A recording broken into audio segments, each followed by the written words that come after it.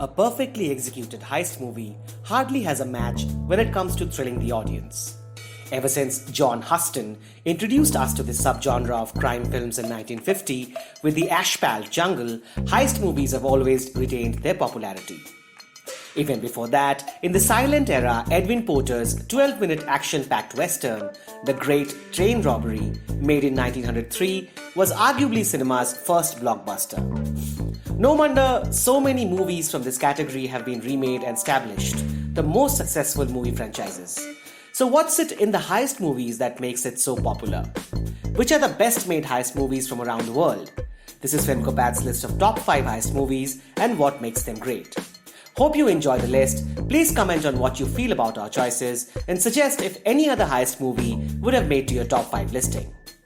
Before moving on, here's requesting you once again to subscribe to our channel and share with friends and family. We need more support to keep going.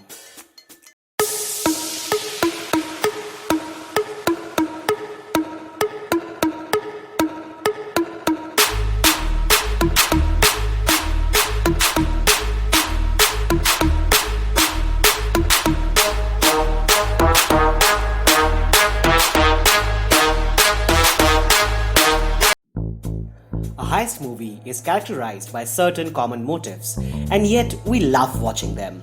Almost always there would be a group of individuals with their fair share of being wronged by the society or by any institution. Eventually they would team up, hatching up a plan, putting together a crew, and then going for a job in order to turn the screws against the institution or the person who wronged them. Here's where a heist movie genre gets a major divide into two categories. The ones where the heist is pulled off and the ones where the personal failings of the crew ultimately lead to the failure of the heist. One of the most popular entry of the former category is our number 5 spot holder today, Ocean's 11 by Steven Soderbergh.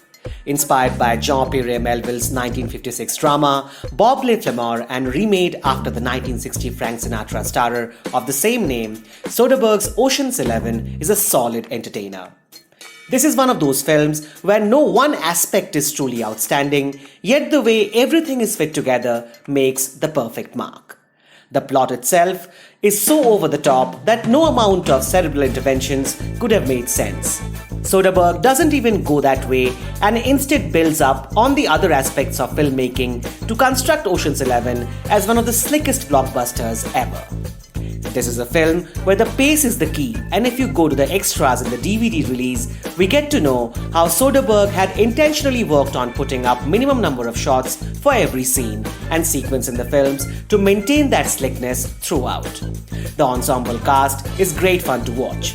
George Clooney with his Matterly idol turn, the playful Matt Damon, and Andy Garcia. And of course, Brad Pitt in a delightful role where he's munching at something in possibly every scene. Julia Roberts pulls up the glamour quotient furthermore. That's what it is about Ocean's 11. A creative mind indulging in something routine just for the sake of elegance and entertainment. Soderbergh does a great justice to both of that. At number 4, we have The Sting, winner of 7 Academy Awards from 1974, including Best Picture. The Sting is another story of 2 small-time hustlers teaming up to take on a big-time crime king, so as to settle their personal scores. Director George Roy Hill teams up with Paul Newman and Robert Redford once more, repeating the combo from the successful western Butch Cassidy and the Sundance Kid. The Sting is another crime movie dealing with humor, characterization, and slick pacing more than violence, thus ensuring the family entertainment quotient much like the Ocean's movies. Hill breaks the movie into episodes, as if into different acts of the con game itself. Newman and Redford reveal the trump cards asleeve one by one, always staying a step ahead of their opponent as well as the audience, finally landing up into a fantastic climax. Yes, that's the beauty of the film. Even most in the audience would be trumped by the end by our con heroes. The other standout aspect of the film is how Hill and his crew create the 30s era, the set designs, costumes, title cards, and even the old Universal logo is in use to give us a pitch-perfect vibe of the bygone times. Add to that the endearing charm of Redford and Newman and Robert Shaw at his snarling best as the crime kingpin. In all, The Sting is a piece of artfully made entertainment, a definitive piece of the heist-con movie genre. That brings us to the 1955 French classic Rifi, our third place holder in the list. This masterpiece from Jules Dassin is a class in acting, characterizations, camera work, editing or writing anyway. But it is the 28-minute safe-cracking sequence which Rifi will always be remembered for. Yes, 28 minutes out of a total runtime of 118 is the robbery in motion, that too without a single dialogue or background score. With only natural sounds like taps, breathing, screeches, coughs, in almost real-time pace, thriving upon the superlative performances from the ensemble, this heist sequence from Rifi is a cinematic jewel in itself, unmatched till date in cinema. Add to that the dramatic build-up and the heart-wrenching climax, a rare combination for such a technically sound film to have equally moving human aspects. The way Dassin shoots and gels the everyday locals, nightclubs, bistros or construction sites into the narrative is also brilliant, providing real vibe of the Paris of 1950s, the cradle of the characters we see. Thus, in all you get the master template which has influenced so many filmmakers till date. Like critic Roger Ebert had said, the modern heist movie was invented in Paris in 1954 by Jules Dassin with Rifi. Francois Truffaut had called Rifi to be the best noir he had ever seen on the worst noir novel he had ever read. That talks a lot about what Dassin achieved in this film.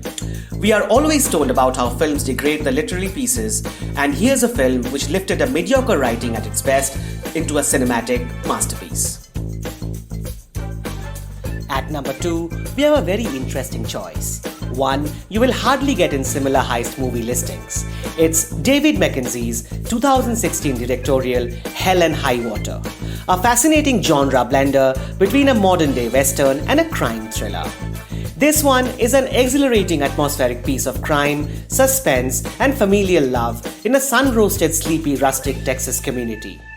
Two brothers in sky masks carrying a streak of robberies across Texas Midlands banks, setting up an aging Texas Ranger on the verge of retirement on their tail.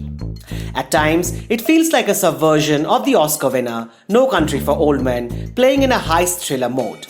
Hell and High Water is another brilliant character study with subtle yet moving social commentary.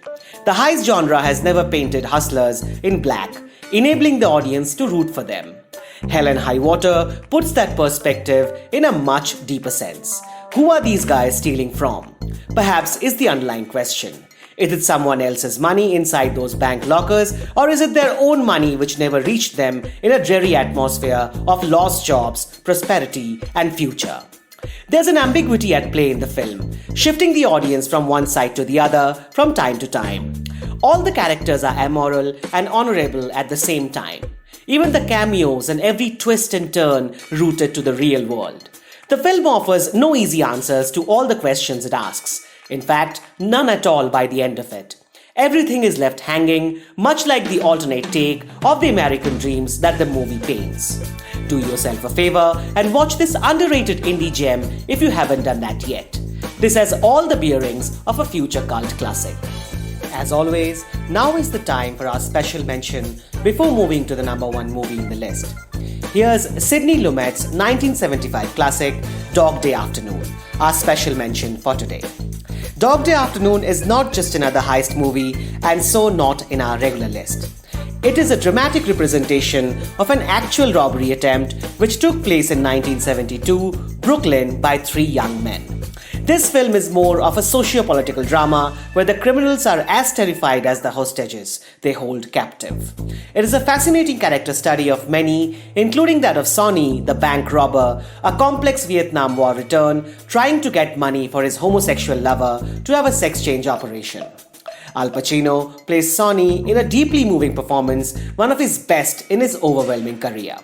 Dog Day Afternoon is also another satire on the times we live in, about the media frenzy, crisis turning into TRP-fetching live TV coverage, criminals getting celebrity attention, and the manipulations all around. Well, now for the number 1 heist movie in our list. Once again, we have a Kubrick at number 1. It's amazing how you always end up adding a Kubrick on the top spots of every other film listing. Yes, it is the 1956 noir The Killing. Orson Welles was so overwhelmed by this film that he had declared Kubrick could never do any wrong. Remember, this was only Kubrick's third feature. His more celebrated masterpieces were yet to come. Like Rifi, The Killing is another heist movie with strong characterizations and technical finesse. Another heist story, masterminded by a professional, that eventually goes wrong because of the personal failings of the crew. The dry, almost clinical voice-over, charting the progress of the heist, adds up in creating a pressure cooker atmosphere. Kubrick, an obsessed chess player, treats the film like a game of chess, as he does with almost all his films. Johnny Clay, the ex-con who had spent 4 years in jail to plan this perfect racetrack robbery, has his entire plan based on multiple moves where a shift in any one of them might bring out alternate possibilities and results. That's exactly what happens, and the way the things go wrong is the real beauty of The Killing. It is as if Murphy's Law suddenly sets on the entire crew. It feels like Cosmos itself is rebuking Johnny's plan, as if disposing of the best-laid human propositions. The numerous static shot sequences are smaller versions of the bigger time structure, each featuring a different character, thus composing the film's non-linear narrative. Lucien Ballard's glorious shadow play cinematography helps Kubrick add further layers of texture, spotlighting flaws of each character and creating a gripping noir environment. On reel, the well-prepared plans of Johnny and his team eventually fall apart, but in real, The Killing stands out to be Kubrick's first precisely conceived and perfectly executed cinematic plan. That's all from us today. Hope you enjoyed our list. Please share your comments on what you felt about it. Once again, requesting your support for getting us going. Please subscribe to our channel, share our videos if you like them. Thanks for watching.